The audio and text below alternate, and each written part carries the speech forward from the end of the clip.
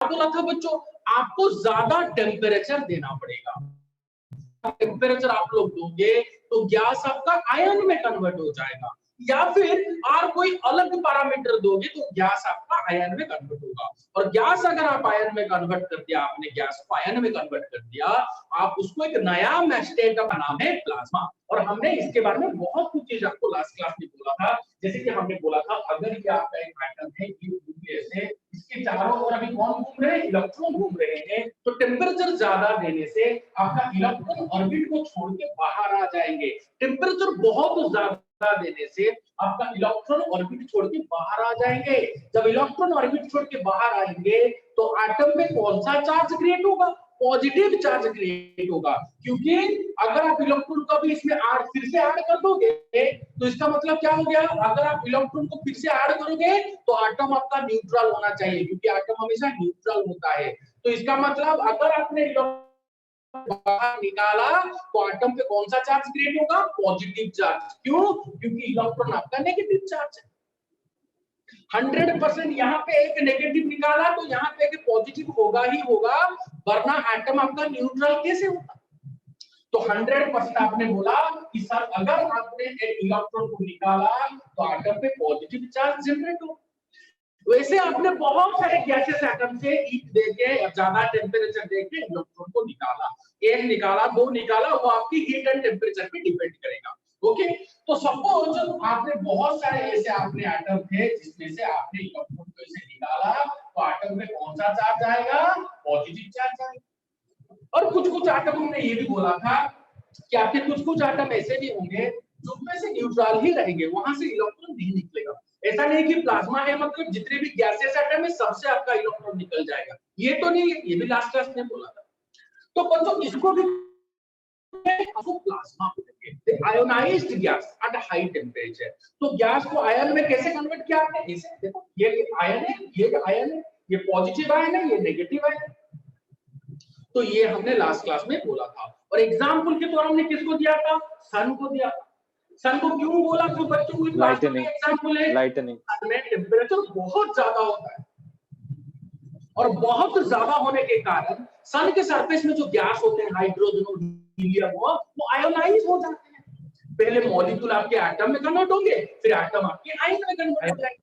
तो आयन में कन्वर्ट हो गए तो वो किस में कन्वर्ट हो गया, प्लाज्मा में। तो सन हो या फिर स्टार हो, यूनिवर्स में जितने भी स्टार्स हैं सबके सब किसके एग्जांपल है बच्चों, प्लाज्मा के प्लाज्मा।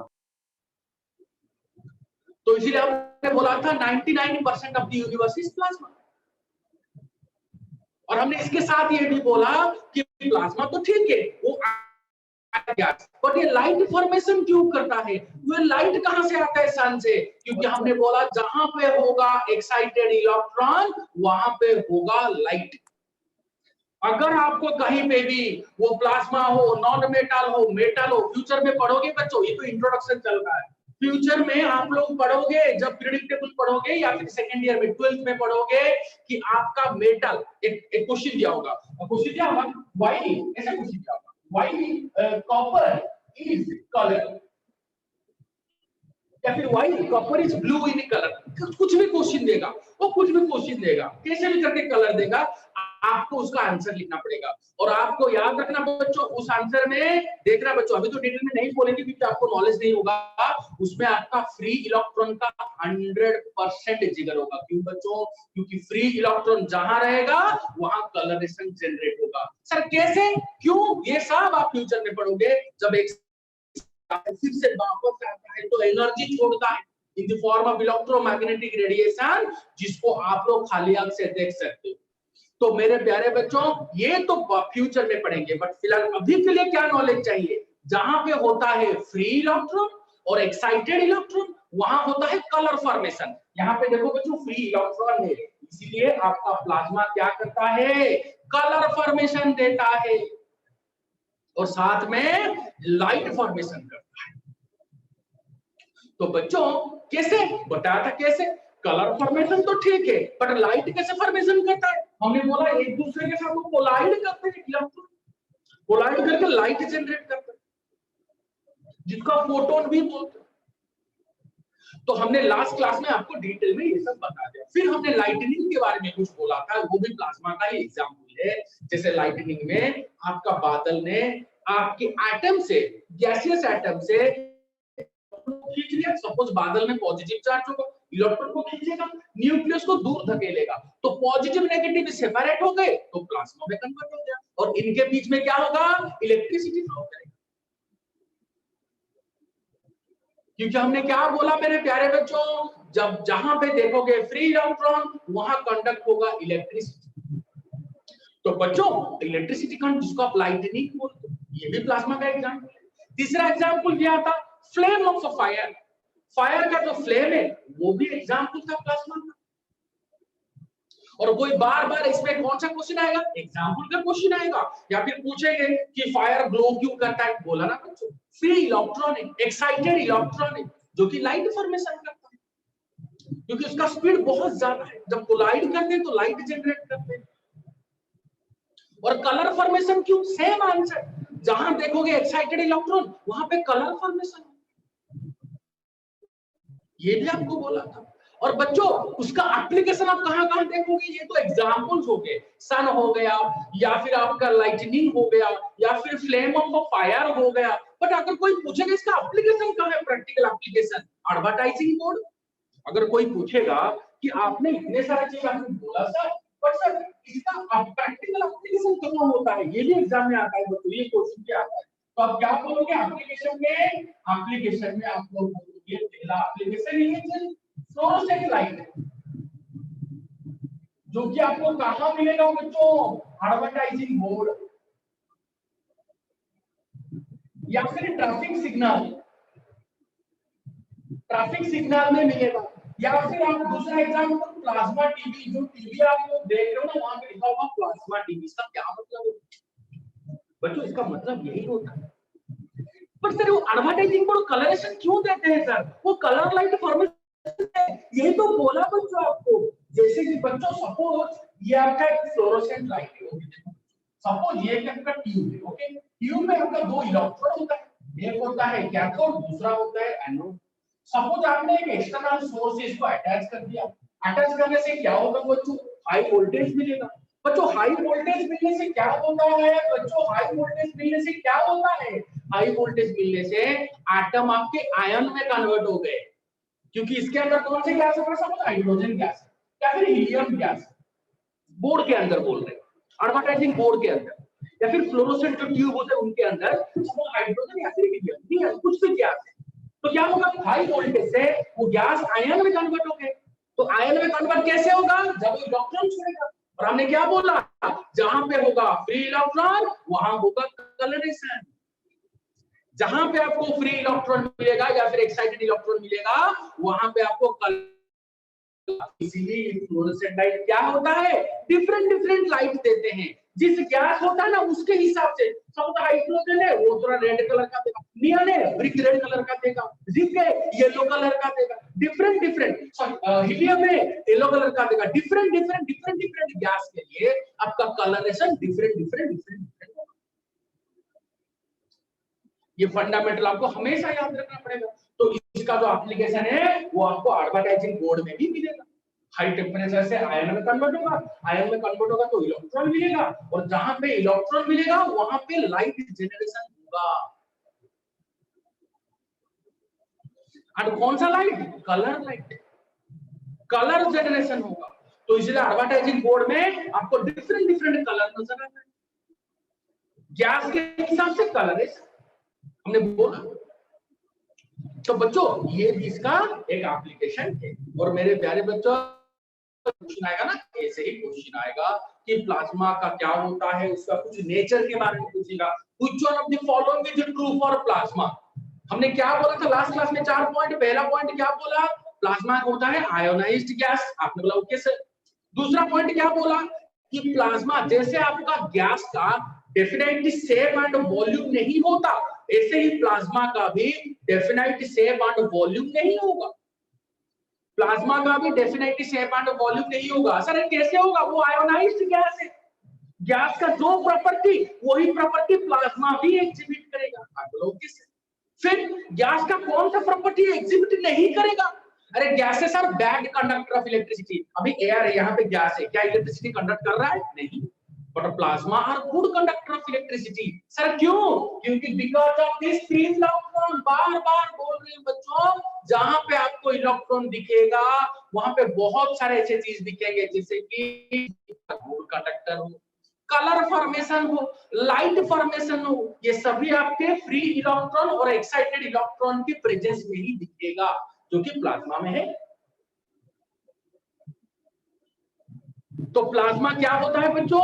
ये क्या होता है? ये इलेक्ट्रिकली न्यूट्रल तो होता है, बट इलेक्ट्रिसिटी कंडक्ट करता है। सर इलेक्ट्रिकली न्यूट्रल क्यों बोल रहे हो? क्योंकि यहाँ पे पॉजिटिव और नेगेटिव चार्ज ऑलमोस्ट इक्वल है। सपोज इलेक्ट्रॉन निकाल गया, एक पॉजिटिव आयन क्रिएट हो गया, दो इलेक्ट्रॉन निकल गए, दो पॉजिटिव चार्ज क्रिएट हो गया, तो प्लस माइनस क्या हो गया? इक्वल। तो प्लाज्मा इलेक्ट्रिकली न्यूट्रल है, पर प्लाज्मा इलेक्ट्रिसिटी को कंडक्ट करता है। क्यों? फ्री इलेक्ट्रॉन की वजह से, जो कि इसका गैसीय स्टेट से थोड़ा यहाँ पे डिफरेंस क्रिएट होता है। ओके, और हमने एग्जांपल दिया और साथ में हमने बहुत अच्छी तरीके से आपको ये सभी चीज बता दिया। और जब आप लोग हायर इसके बाद पढ़ोगे, प्लस 3 या फिर ग्रेजुएशन करोगे ना, वहां पे प्लाज्मा के बारे में बहुत सारी चीजें ऐसे हैं, बहुत सारे, तो कुछ नहीं बोला, बस ये आपके बुक में जितना है उतना बोल दिया। और उसके अलावा भी बहुत सारी चीजें बच्चों, जैसे कि आपका ना जो क्लास कुछ कोई बुक में भी लिख भी देते हैं, अभी हमारे प्लस 2 बुक में भी लिखा है कि आपका जो सन होता है वो कंप्लीटली आयोनाइज्ड प्लाज्मा है। जो ये जो होता है लाइटनिंग होता है वो पार्शियली आयोनाइज्ड प्लाज्मा है। सर इसका क्या मतलब है? फ्यूचर में पढ़ोगे बच्चों। जब इलेक्ट्रॉन का कोलिजन, जब इलेक्ट्रॉन का कोलिजन विथ न्यूट्रल एटम कम होता है। सर न्यूट्रल एटम मतलब, क्योंकि हमने बोला आपको कि अगर आपने इसको प्लाज्मा बोला ना बच्चों, यहाँ पे पॉजिटिव नेगेटिव भी होगा, पॉजिटिव नेगेटिव भी होगा, साथ में कुछ न्यूट्रल एटम्स भी होंगे।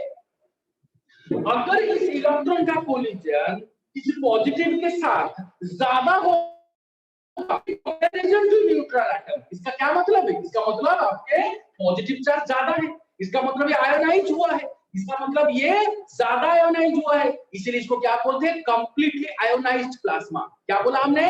अगर इलेक्ट्रॉन का कोलिजन आयन से ज्यादा होगा, पॉजिटिव चार्ज से ज्यादा होगा in comparison to neutral atom, क्योंकि इस एटम ने अपने इलेक्ट्रॉन को छोड़ दिया इसलिए पॉजिटिव है, बट यहाँ पे कुछ छोड़ा नहीं इसने, इसलिए न्यूट्रल बैठा है। बट अगर इलेक्ट्रॉन का कोलिजन इससे ज्यादा होगा in comparison to neutral atom, इसको कंप्लीटली आयोनाइज्ड प्लाज्मा बोलते हैं, जो कि सन है। अगर इलेक्ट्रॉन का कोलिजन इसके साथ कम होगा in comparison to this neutral atom, इसको पार्शियली आयोनाइज्ड प्लाज्मा बोलते हैं, जैसे कि आपका लाइटनिंग।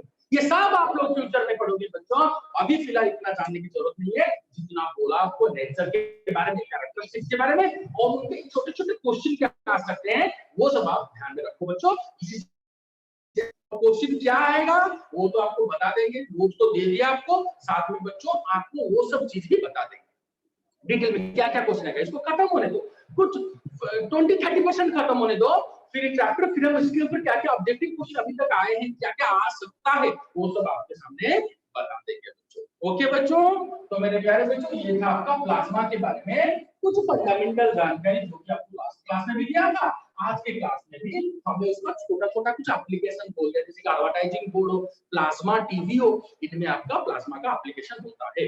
आया समझ में? तो ये था बच्चों आपका फंडामेंटल। तो अगर मैं आपको कोई क्वेश्चन पूछूंगा आप लोग मुझे देना। अभी कौन सा question? Which one of the following? Which one of the following is not? तो आपका ऑप्शन क्या क्या है बच्चों? आपका है सन, लाइटनिंग, फायर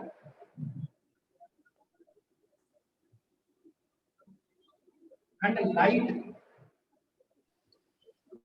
मेरे प्यारे बच्चों मुझे बोलिए इन चारों में से कौन आपका प्लाज्मा नहीं है? एनीबॉडी? लाइट लाइट लाइट बच्चों आंसर इज लाइट। ये क्वेश्चन ऑलरेडी आ चुका है बच्चों, हमने क्या बोला, जो जो क्वेश्चन आएगा आपको बता देंगे। इसमें बहुत सारे और भी क्वेश्चन है, अभी नहीं, थोड़ा एक दो क्लास होने दो बच्चों, वो सब आएगा क्वेश्चन। तो बच्चों आपका आंसर है लाइट, क्योंकि सन आपका plasma, lightning plasma, flame of fire is a plasma, but light is not a plasma, क्योंकि लाइट मैटर ही नहीं है, प्लाज्मा दूर की बात है। लाइट एक एनर्जी है, light is a form of energy, it is not a matter. तो मैटर ही नहीं, प्लाज्मा क्या हो। तो मेरे प्यारे बच्चों ये था आपके क्वेश्चन, इसमें से एक क्वेश्चन आ सकता है। तो बच्चों और भी बहुत सारे क्वेश्चन, छोटे छोटे क्वेश्चन डिस्कशन फ्यूचर में करेंगे। अब जो फिफ्थ मैटर है बच्चों, फिजिकल क्लासिफिकेशन, जो कि आपके सिलेबस में है नहीं, बट आपको एक दो लाइन बोलेंगे, क्योंकि आपके सबको सब आपके दिमाग में सब कुछ होना चाहिए, सबके बारे में आपको आना चाहिए। तो वो है बच्चों आइंस्टाइन कंडेंसेट। देखो बच्चों, ये बोस आइंस्टाइन कंडेंसेट को प्रोपाउंड किसने किया? ऑब्वियसली बोस आइंस्टाइन ने मिलकर किया। बोस कौन है? सत्येंद्रनाथ बोस, फिजिस्ट है, वो बहुत बड़े फिजिस्ट है। और साथ में आइंस्टाइन कौन है? वो तो पता है, फादर ऑफ फिजिक्स है। तो बच्चों इन दोनों ने एक नया स्टेट ऑफ मैटर को जनरेट किया, उनके बारे में कुछ स्टडी किया, जनरेट तो नहीं किया क्योंकि अभी प्रोपाउंड नहीं है, क्योंकि फिजिकली एग्जिस्ट नहीं करता। उसको बोलते हैं Bose Einstein condensate.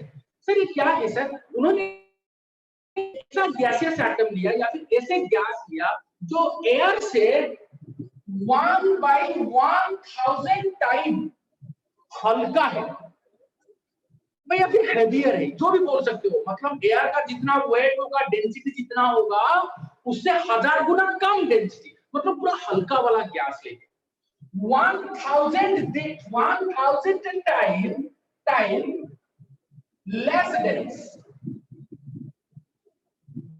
Then air. मतलब एयर का जितना डेंसिटी है ना, उसका 1000 टाइम डेंसिटी, मतलब कितना हल्का गैस लिया उन्होंने। अब बोलोगे सर, अच्छा बच्चों पहले तो बोलिए, क्या ऐसे कोई गैस आपको मिलेगा? नहीं, वो प्रैक्टिकली बहुत कम उन्होंने अप्लाई किया। चलो ऐसे लिया, फिर उन्होंने क्या किया? उसको ठंडा किया। सर कैसे ठंडा किया? टेम्परेचर कम करके। सर कितना टेम्परेचर किया उन्होंने? -273 डिग्री सेंटीग्रेड, जिसको एब्सोल्यूट जीरो भी बोलते हैं। -273 डिग्री उन्होंने क्या किया? उन्होंने ये किया, कुछ गैसियस एटम ऐसे लिए, मतलब गैस हो मतलब उसमें एटम होंगे, तो उस गैस में जो एटम्स है ना, उनको इतने हल्के हैं, या फिर ये गैस आपका इतना हल्का है, वो हल्के का आप डेफिनेशन पूछोगे तो 1/1000 एयर से 1000 गुना कम डेंस, इतना हल्का गैस। आप बोला ओके सर, ठीक है। और उसको अपने ऊपर से ठंडा कर दिया -273 डिग्री सेंटीग्रेड से। ठंडा करने से क्या होता है बच्चों? आप फ्यूचर में पढ़ेंगे बच्चों, ठंडा करने से काइनेटिक एनर्जी कम हो जाता है।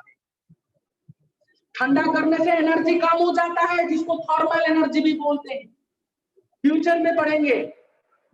वो कम हो जाता है बच्चों। कम होने से क्या होता है? कम होने से क्या होता है मेरे प्यारे बच्चों? जब एनर्जी कम होता है ना, तो वेवलेंथ बढ़ जाता है, क्योंकि एनर्जी का एक फॉर्मूला है E = hν, और इसको क्या लिख सकते हैं? hc/λ।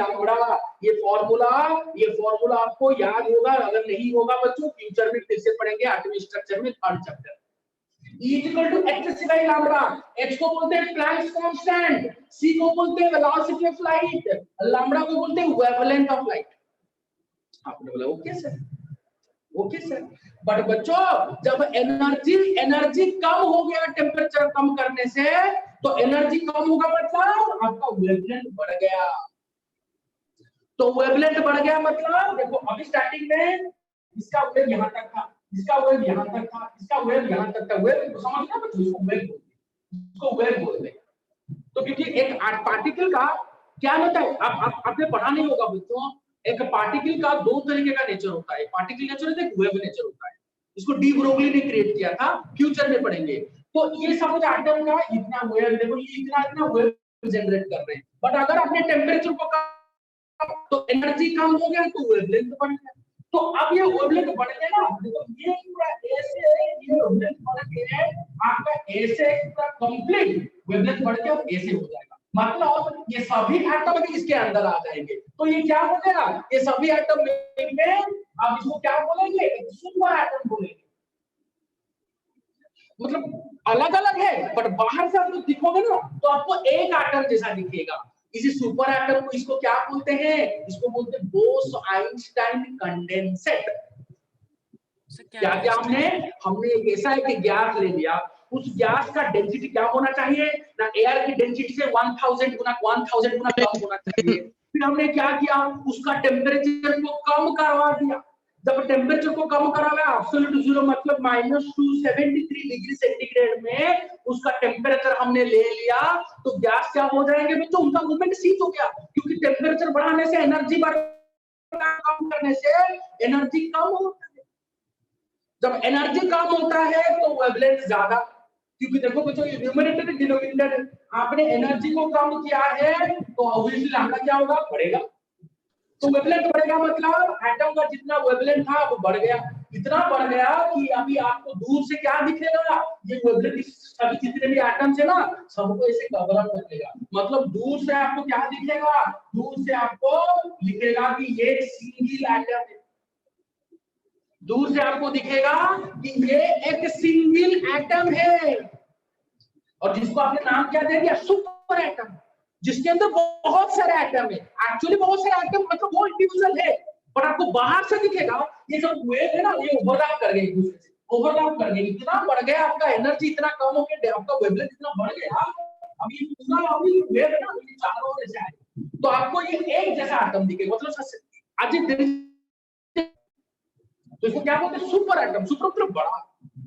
तो इसी को अब जो नया स्टेट ऑफ मैटर आपको मिला इसी को बोलते हैं बोस-आइंस्टाइन कंडेंसेट। सर कंडेंसेट क्यों? क्योंकि आपने कंडेंस किया। What is condensation? टेम्परेचर को लो करना। गैस जब टेम्परेचर लो करने से लिक्विड में कन्वर्ट होता है उस प्रोसेस को कंडेंसेशन बोलते हैं। आपने यहाँ पे टेम्परेचर को -273 डिग्री सेंटीग्रेड तक ले लिया, इसलिए आपका जो भी बनेगा उसका नाम उन्होंने दे दिया कंडेंसेट। प्रोपाउंड किया था बोस-आइंस्टाइन ने, इसलिए इसका नाम हो गया, इस सुपर एटम का नाम हो गया बोस-आइंस्टाइन condensate. So can you explain again? Yes, please. So can you tell again that formula? या देखिए ध्यान से सुनिए। अब क्या होता है ना, हमने क्या क्या पहले एक हल्का गैस ले लिया, हल्का मतलब एयर से 1000 गुना हल्का, वो छोड़ दीजिए, वो तो मैथमेटिकल टर्मिनोलॉजी उससे भी मिल जाएगा कि 1000 हमने लिया था, लेकिन उन्होंने क्या किया, उनका टेम्परेचर कम कर दिया। टेम्परेचर कम किया मतलब कितना कम, बहुत कम, -273 डिग्री सेंटीग्रेड, जिसको एब्सोल्यूट जीरो बोलते हैं, फ्यूचर में पढ़ोगे। तो इतना कम करने से क्या होगा, अरे भाई जब टेम्परेचर कम होता है ना तो थर्मल एनर्जी कम हो जाता है, एटम एक दूसरे के करीब आ जाते हैं। सर आप बोलोगे सर थर्मल एनर्जी क्या है, पढ़ाएंगे फ्यूचर में, बस इतना जान लीजिए, energy present with in the atom, energy present with in the atom by the virtue of its temperature. जो टेम्परेचर कम या फिर ज्यादा होने से जो एनर्जी एटम के अंदर रहेगा उसी को थर्मल एनर्जी बोलते हो। तो यहाँ पे आपने टेम्परेचर कम कर दिया तो थर्मल एनर्जी कम हो जाएगा, या फिर टेम्परेचर कम करने से काइनेटिक एनर्जी कम हो गया। तो काइनेटिक एनर्जी कम हो गया का मतलब क्या है, एनर्जी कम हो गया, एनर्जी कम मतलब एनर्जी का फॉर्मूला hc/λ। अब इसका मालूम है डेफिनेशन, तो फिर बोल रहे वेवलेंथ, क्योंकि कोई भी एक चीज ले लो ना उसका पार्टिकल नेचर भी रहता है, वेव नेचर भी रहता है। वो स्ट्रेट लाइन में मूव करता है, वो ऐसे वेव की जैसा भी मूव करता है, मतलब कैसे मूव करेगा, ऐसे ऐसे ऐसे मूव करेगा। समझ रहे हो आप कैसे मूव कैसे कर रहा है बच्चों, देखो एक पार्टिकल एक्चुअली कैसे मूव करता है, ऐसे समझ रहे हो, देखो ये वेव जैसा और ये लिनियर जैसा। आपको क्या लग रहा है सिर्फ लिनियर, बट नहीं होता, ये पार्टिकल है, ये ऐसे से मूव करेगा, ऐसे से मूव करेगा, मतलब मूव जब करता है ना वेव मोशन भी रहता है, पार्टिकल मोशन भी। तो एटम का वेव जो होता है ना, सिंगल एटम का वेव छोटा छोटा वेव मोशन, इसका छोटा छोटा वेव उनके चारों, ठीक है, क्योंकि एटम कभी स्थिर नहीं रहता, उसको आपने लीनियर मोशन बंद कर दिया, वो आगे जा नहीं पा रहे क्योंकि काइनेटिक एनर्जी आपने कम कर दिया, बट उनमें वाइब्रेशनल मोशन है, उनमें रोटेशनल मोशन है, सब कुछ है उनमें।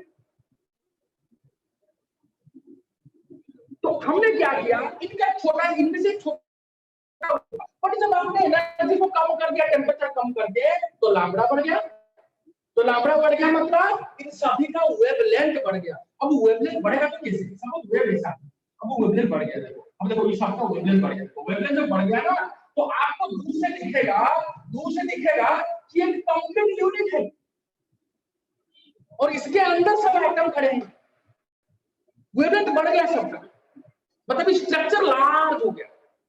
तो आपने इसको नाम दे दिया सुपर एटम। आपने इसको नाम क्या दे दिया? Super atom. क्योंकि आपको बाहर से दिख रहा है कि एक पूरा एक वेव इसको घेरा पड़ा है।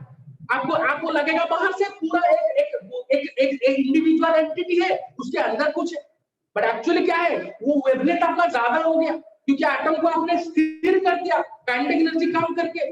तो काइनेटिक एनर्जी कम करेंगे तो वेवलेंथ बढ़ जाएगा, तो वो वेवलेंथ पूरा इसको घेर, तो इसको क्या दे दिया, जिसको आपने सुपर एटम बोल दिया,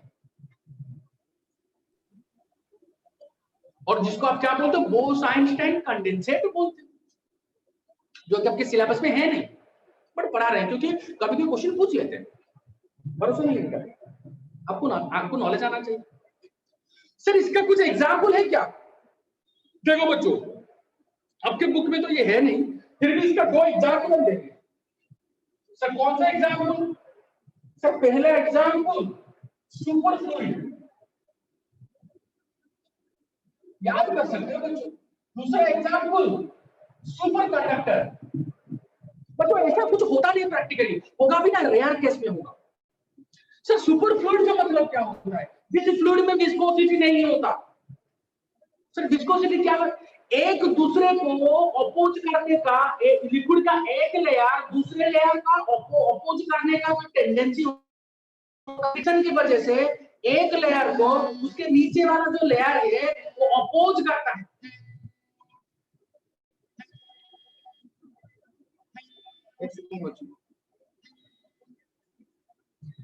फ्रिक्शन की वजह से एक लिक्विड का लेयर उसके नीचे वाले लेयर को या फिर नीचे वाले लेयर ऊपर वाले लेयर को अपोज करते हैं, इसको विस्कोसिटी बोलते हैं। और मेरे प्यारे बच्चों, अगर आपका विस्कोसिटी नहीं होगा तो लिक्विड तो फ्लो करता रहेगा क्योंकि उसमें फ्रिक्शनल फोर्स रहेगा ही नहीं। वही उन्होंने बोल दिया सुपर फ्लूइड, जिसमें आपका विस्कोसिटी है नहीं। Example liquid helium. उन्होंने इसको लिया, एक ग्लास में एंट्री करा दिया। लिक्विड हीलियम को आपने जब ग्लास में डालोगे ना तो ये क्या करेगा? इनमें तो कोई विस्कोसिटी फोर्स है नहीं, ना आपस में है ना इसके साथ है, तो क्या करेगा? कांस्टेंटली फ्लो करेगा। ये इसे बाहर आ जाएगा, बाहर आके फ्लो करने लगेगा। मतलब जैसे होता है ना, आप एक कोल्ड ड्रिंक्स में जलजीरा डाल दो तो क्या होता है? कोल्ड ड्रिंक्स बाहर आ जाता है। ऐसे ही जब लिक्विड हीलियम को उन्होंने ग्लास में डाला, वो अपने आप बाहर आने लगा। क्यों? क्योंकि उसका जो लिक्विड में उनका लेयर के बीच में कोई फ्रिक्शनल फोर्स है नहीं, ग्लास की जो ग्लास का सरफेस है उसके साथ भी कोई फ्रिक्शनल फोर्स है नहीं, वो मूव करने लगा, अपने आप भी फ्लो करने लगा। सर कब तक फ्लो करेगा? जब तक ये दुनिया है। सर ये तो कभी नहीं हो सकता। वही तो बोल रहे, ये हो नहीं सकता। सर सुपर कंडक्टर फिर क्या है? जहां पे इलेक्ट्रिसिटी फ्लो करता ही रहेगा। आपने जो पढ़ा V इक्वल टू IR, तो फिजिक्स में पढ़ोगे। Yes sir. Potential different is equal to current into resistance. ये अप्लाई नहीं होगा बोल रहे हैं। अरे नहीं होगा तो कैसे होगा? Ohm's law. हाँ ओम्स लॉ। हाँ, और सबसे बड़ी बात, ये फ्लूइड देखो, ये तो फिजिक्स के बारे में सब तो बोलेंगे डिटेल में। अब ये जो अभी लिक्विड को हमने छोड़ दिया जिसमें आपका विस्कोसिटी है नहीं, आपस में वो ये एक लेयर दूसरे लेयर की कोई टच नहीं कर रहा है, उनका कोई फ्रिक्शनल फोर्स है नहीं, और ग्लास के साथ भी कोई फ्रिक्शनल फोर्स है नहीं। ये सरफेस में डालोगे इसमें कोई फ्रिक्शनल फोर्स है नहीं, तो वो तो फ्लो करता रहेगा। तो ऐसा कभी हो सकता है क्या बच्चों? नहीं, नो। तो इसीलिए इसको अभी तक आपके सिलेबस में ऐसे इंक्लूड नहीं किया गया, इसके ऊपर अभी तक स्टडी चल रहा है। या फिर कुछ हद तक ये सक्सेसफुल तभी है जब ये सब कंडीशन आप लैब में सेटिस्फाई करोगे। देखने के लिए सही, देखने तक ठीक है, प्रैक्टिकली यहाँ पे एप्लीकेबल बहुत कम हो। प्रैक्टिकल इसका एप्लीकेशन अभी तक केमिकल इंडस्ट्री में बंद, तो इसीलिए इसके बारे में कम जानकारी है, जितना है आपको बोल दिया। तो बच्चों ये है आपका बोस-आइंस्टाइन, और यही हमने नोट में भी मेंशन किया बच्चों। तो मेरे प्यारे बच्चों, ये वो साइंस कंटेंट है जो कि आपके सिलेबस में इतना आपको नहीं चाहिए था, फिर भी बोल दिया, क्योंकि हमने 5 आपके बुक में 5 लिखता है तो 5 आपको आना चाहिए, पांचों की पांचों स्टेट ऑफ मैटर आपको आना चाहिए। तो हमने क्या बोला बच्चों, मैटर को आपने फिजिकली क्लासिफाई किया, कितने भाग में, 5 भाग में, solid, liquid, gas, plasma and Bose Einstein contents है।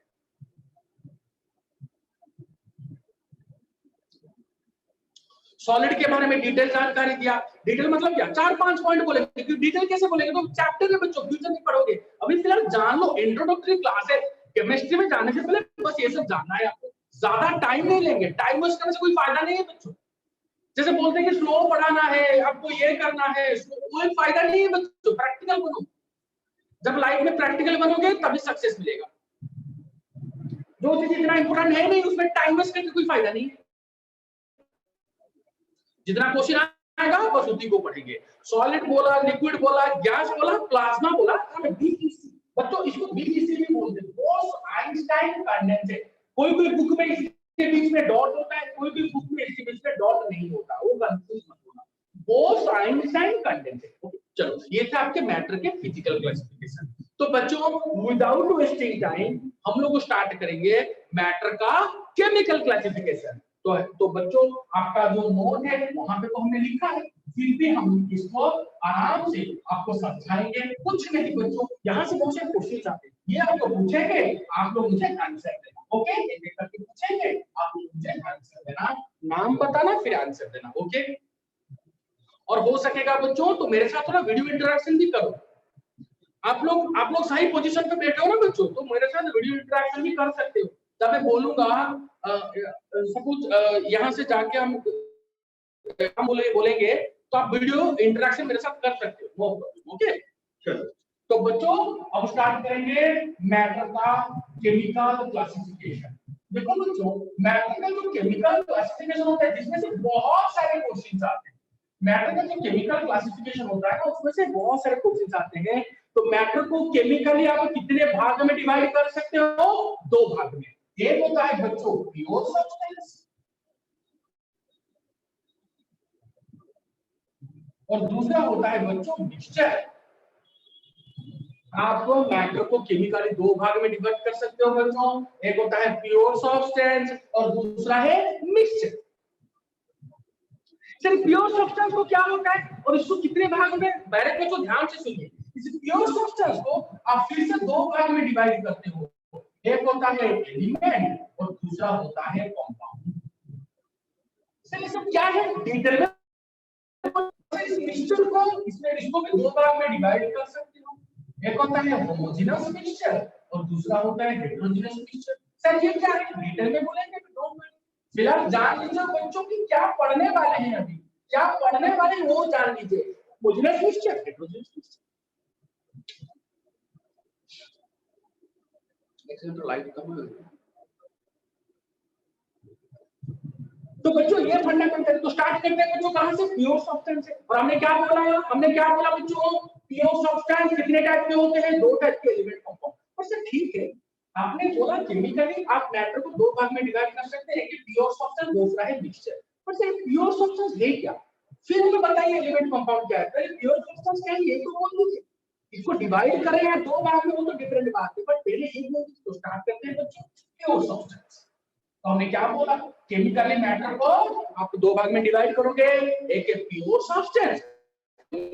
तो प्योर सब्सटेंस क्या होता है पहले हम लोग ये जानेंगे। तो बच्चों प्योर सब्सटेंस क्या होता है वो हम पहले जानेंगे। तो प्योर सब्सटेंस क्या होता है, अरे भाई नाम से ही पता चल जाता है, ये वो सब्सटेंस है जिसमें बस एक ही टाइप का पार्टिकल मिलेगा। सर क्या मतलब है, देखो सब्सटेंस बच्चों आपका फंडामेंटल क्लियर होना चाहिए, अभी धीरे धीरे सब चैप्टर में एंट्री कर रहे हैं। The substance in which one type of particles are present। Sir जिस सब्सटेंस में आपको एक ही टाइप का पार्टिकल मिलेगा उसको प्योर सब्सटेंस बोलते हो। सर पार्टिकल क्या होता है ना बच्चों, याद रखना पार्टिकल 2 टाइप का होता है, एक होता है एटम दूसरा होता है मॉलिक्यूल। तो सर इसका मतलब है सर ये प्योर सब्सटेंस वो सब्सटेंस है जिसमें एक टाइप का एटम भी हो सकता है और एक टाइप का, तो इसीलिए तो हम इसको दो भाग में डिवाइड फर्दर कर दिया। पहला क्या बोला अभी, एलिमेंट, दूसरा क्या बोला, कंपाउंड। तो प्योर सब्सटेंस का जो पहला भाग है ये दो भाग में डिवाइड करते हैं। मतलब पहला भाग कौन है, एलिमेंट। तो एलिमेंट क्या बोलेंगे, एलिमेंट प्योर सब्सटेंस है, इसमें तो डाउट नहीं। तो एलिमेंट वो प्योर सब्सटेंस है जिसमें आपको एक ही टाइप का क्या मिलेगा, एटम मिलेगा। तो it is a pure substance.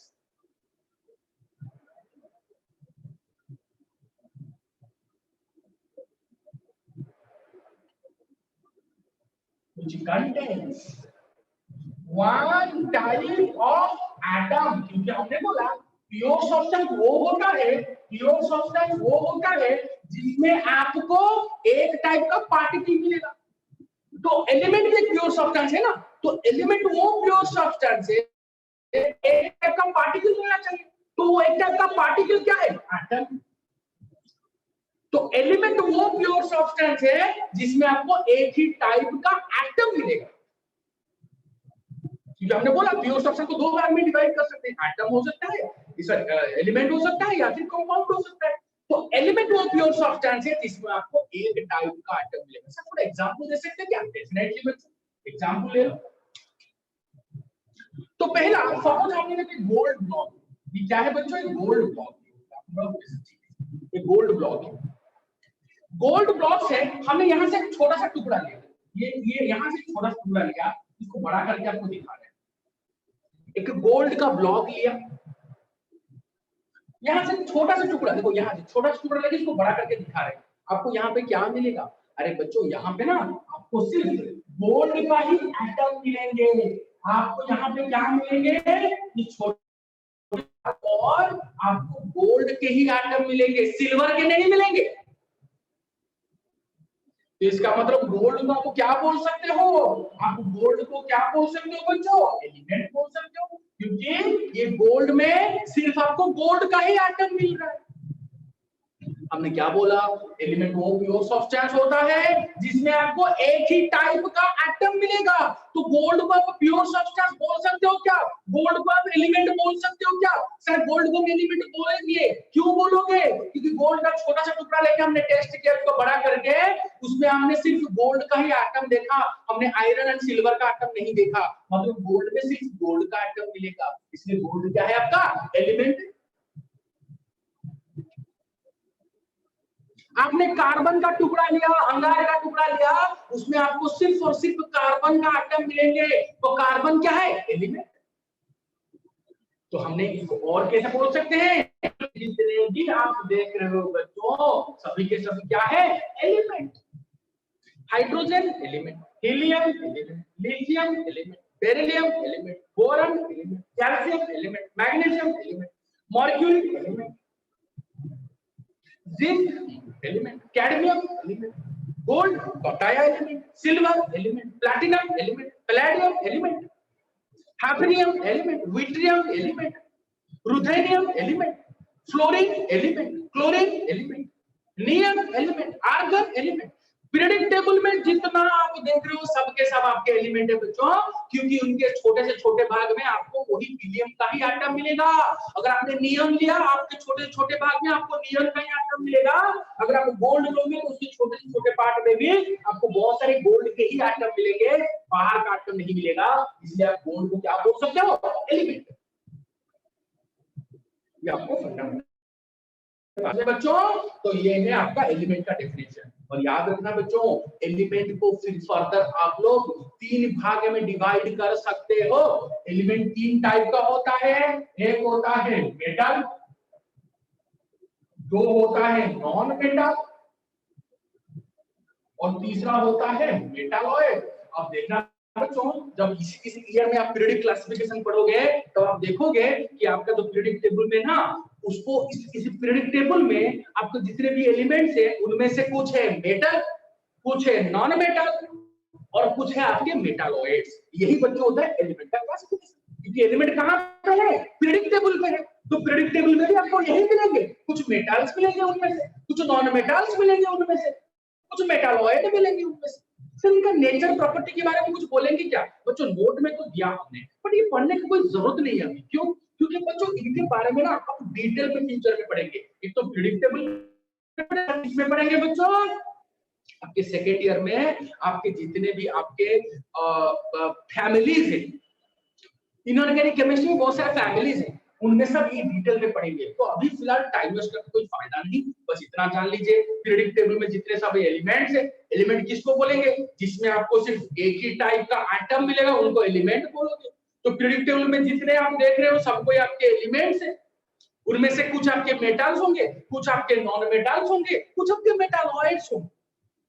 और बच्चों हम ये अभी नहीं पढ़ेंगे, बट कॉमन सेंस बहुत सारी चीज बोल देता है। सर कॉमन सेंस कहां से लाया? कॉमन सेंस का मतलब क्या होता है? अरे कॉमन सेंस का मतलब होता है बच्चों, अरे कोई पूछेगा, अभी आप नहीं पढ़ेंगे मेटा नॉन मेटा मेटा के बारे में नहीं पढ़ेंगे, बट इतना कॉमन सेंस आपके दिमाग में होना चाहिए बच्चों, जो मेटल होते हैं ना, जो मेटल होता है ना, वो मेटल का प्रॉपर्टीज एग्जिबिट करेंगे। सर कौन सा प्रॉपर्टी है? पहले तो मेटल क्या होते हैं? सॉलिड होते हैं।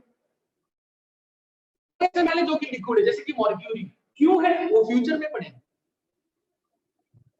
उनका स्टेबल कॉन्फ़िगरेशन की वजह से उनमें मेटालिक बॉन्डिंग नहीं होता, इसलिए मर्क्यूरी आपका सॉफ्ट है एंड साथ में साथ लिक्विड है। तो फ्यूचर में 12th में पढ़ेंगे, वो अभी जानने की जरूरत नहीं है। बस अभी जान लो, फंडामेंटल जान लो, मतलब आपका इंट्रोडक्टरी पार्ट जान लो कि जो मेटल्स होते हैं सॉलिड, ये बोलने की बात नहीं है, आपको पहले समझना चाहिए।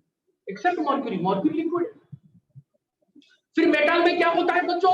इनका मेल्टिंग पॉइंट, बॉइलिंग पॉइंट ज्यादा होता है, हाई मेल्टिंग बॉइलिंग पॉइंट। अच्छा, फिर उनमें एक नेचर होता है लस्ट्रस नेचर, मतलब वो शाइन करते हैं। जब आप गोल्ड लेके से खड़े होंगे ना, बाहर से वो शाइन करेगा। तो गोल्ड क्या है? मेटल, वो शाइन, लस्ट्रस नेचर। फ्लैमबॉयंट, ऐसे पहनोगे यहाँ पे ना, बाहर से कैसे लस्ट्रस शाइन करता है। तो metal sir lustrous. Metal sir मालेबल। Sir मालेबल का मतलब क्या होता है? कोई भी मेटल आप इस करके थीन शीट में कन्वर्ट कर सकते हो। सर इसका थोड़ा ज्यादा एक्सप्लेन करो, क्या मेटल को तो थीन शीट में कन्वर्ट कर सकते हैं? भाई वो कर सकते हो, फ्यूचर में पढ़ोगे, जिसको बोलते हैं मालिएबिलिटी। क्या बोलते हैं बच्चों इसको? क्या बोलते हैं बच्चों इसको? मालिएबिलिटी। मालिएबिलिटी मतलब उसको, मेटल को आप थीन, छोटे छोटे थीन शीट में कन्वर्ट कर सकते हैं। छोटे छोटे थीन शीट में कन्वर्ट कर सकते हैं मेटल, इसको मालिएबिलिटी बोलते हैं। फिर मेटल को आप लोग थीन वायर में कन्वर्ट कर सकते हो, लॉन्ग वायर में कन्वर्ट कर सकते हो, जिसको क्या बोलते हैं? डक्टिलिटी। ये सब आप फ्यूचर में पढ़ोगे। अभी फिलहाल जान लो कि जो मेटल्स होते हैं वो सॉलिड होते हैं, उसको वो लस्ट्रस होते हैं, वो शाइन करते हैं, उसको थीन शीट में कन्वर्ट कर सकते हो, इसको खींच के छोटा सा पूरा पतला सा वायर बना सकते हो, इसको डक्टिलिटी बोलते हैं। और जो नॉन मेटल होते हैं वो ज्यादातर गैस होते हैं। अगर मेटल आपका सॉलिड होगा तो नॉन मेटल क्या होता है? वो गैस होते हैं। सर इनमें भी कोई एक्सेप्शनल है क्या? है ना भाई, ब्रोमीन। ब्रोमीन आपका लिक्विड है, नॉन मेटल होते हुए भी लिक्विड है। और आपका मेटालॉइड्स क्या होते हैं सर? वो सॉलिड होते हैं बट ब्रिटिल होते हैं। सर ब्रिटिल का मतलब क्या? इजीली टूट जाते हैं, इजीली से टूट जाते हैं, ब्रिटिल बोलते हैं। और मेटल का जो प्रॉपर्टी है ना, ये नॉन मेटल दिखाता है ना ये मेटालॉइड दिखाते हैं। कौन कौन है जो प्रॉपर्टी बोला?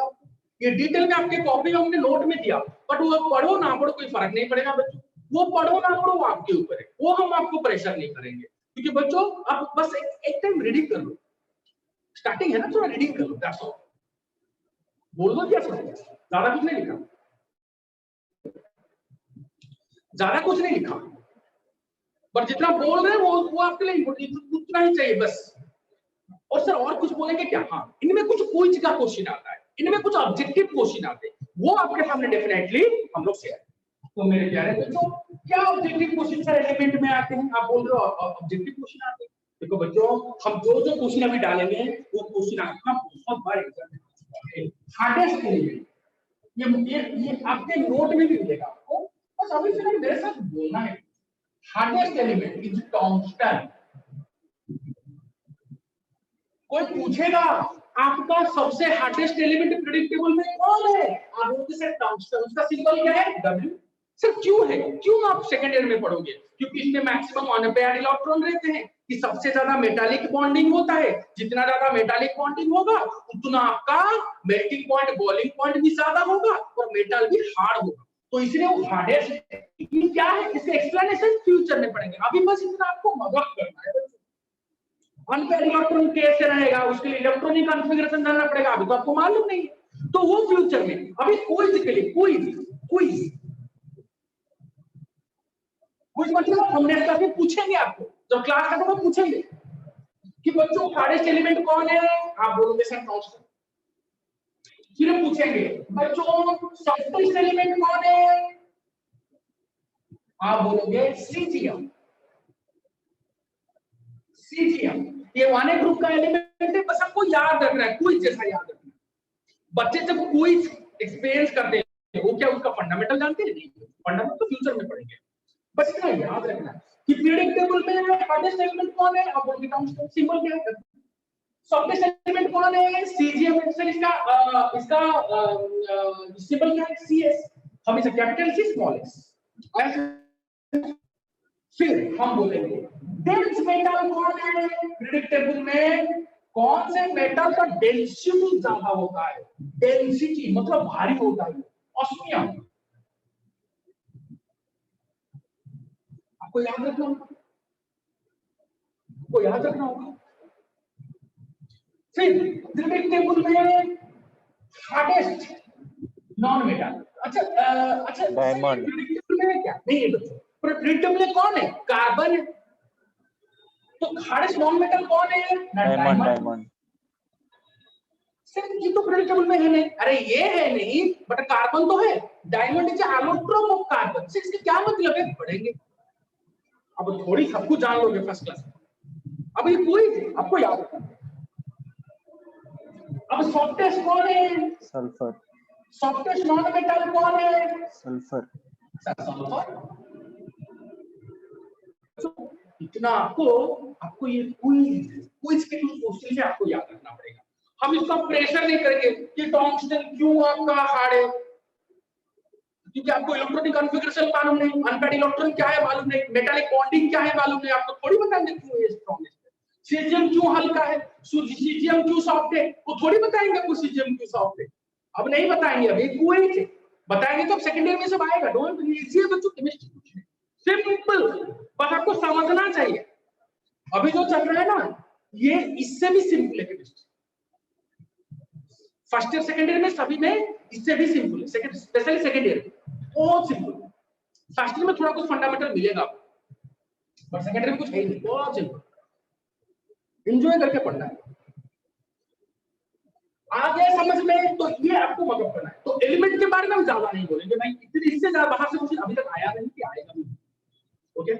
तो एलिमेंट क्या है ना सर, एलिमेंट वो प्योर सब्सटेंस होता है जिसमें आपको एक ही टाइप का एटम मिलेगा, जैसे आपने जितने भी आपने एलिमेंट लिखा, सपोज आपने टंगस्टन लिया, टंगस्टन के छोटे से टुकड़े आपने लेके इसको एनलार्ज करके देखोगे ना, वहां पे टंगस्टन के ही एटम मिलेंगे, गोल्ड लिया उसमें आपको गोल्ड के ही एटम मिलेंगे, कार्बन लिया उसमें कार्बन के ही एटम मिलेंगे, तो सबके सब कौन है, एलिमेंट है।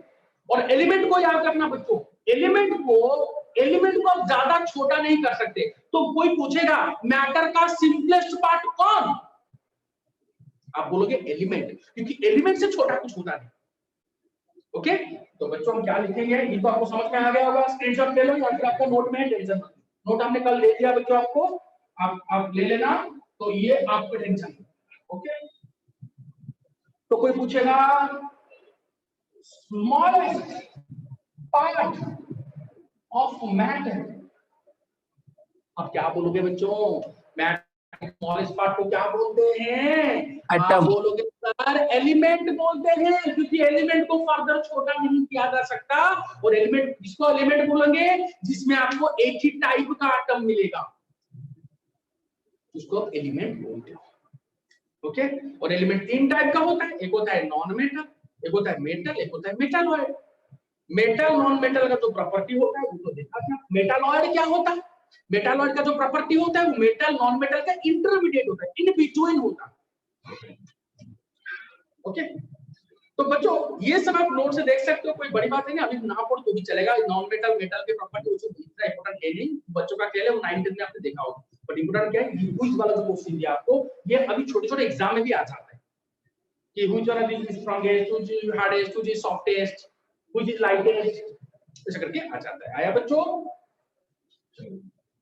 और बच्चों कभी-कभी ये भी क्वेश्चन आ जाता है कि ये तो मुझे पर लिखा नहीं था, वो भी लिख लेते हैं, क्योंकि मैं तो आप लोग बोलोगे कि सर अपने आप ही बोला नहीं था। देखो a metal which is liquid, क्योंकि आपका मेटल क्या होता है बच्चों, सॉलिड्स होते हैं। मेटल क्या होता है, नॉर्मली सॉलिड होते हैं। ओके, तो मेटल नॉर्मली सॉलिड होते हैं, बट कौन सा ऐसा मेटल जो कि लिक्विड है, Hg। Hg मतलब मर्क्यूरी हाइड्रोगायरम, ये होता है आपका लिक्विड।